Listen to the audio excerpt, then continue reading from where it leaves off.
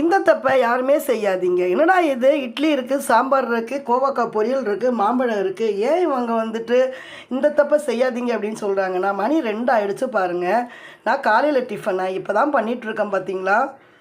பாருங்க, மாம்பழத்தை வந்து நம்ம முழுசாக தான் சாப்பிட போகிறேன். நான் சூப்பரான டேஸ்ட்டாக இருக்குது, அதனால் கடித்து சாப்பிட போகிறேன். வெண்டைக்காய் முருங்கைக்காய் சாம்பார் தான் பண்ணியிருக்கேன், கோவக்காய் பொரியல் தான் பண்ணியிருக்கேன். காலையில் எடுத்து வச்ச டிஃபன் பாருங்கள். மாடி தோட்டத்தில் போய் வேலையெல்லாம் பார்த்துட்டு வந்து இப்போ தான் கொஞ்சம் ஃப்ரூட்ஸ் எல்லாம் குழந்தைங்களுக்கு கட் பண்ணி கொடுத்துட்டேன். குழந்தைகள் சாப்பிட்டுட்டு கரெக்டாக தான் இருக்காங்க. ஆனால் நாம் பெரியவங்க எல்லாருமே இந்த தவறை பண்ணிகிட்ருக்கோம். ஏன் அப்படின்னு பார்த்தீங்கன்னா, மார்னிங் நம்ம சாப்பாடை சாப்பிடாமல் இருந்தால் நம்மளுடைய உடம்புல வந்து எப்படி நமக்கு சத்து கிடைக்கும் இல்லையா. பித்தப்பை வந்து நமக்கு வேலை பண்ணவே பண்ணாது.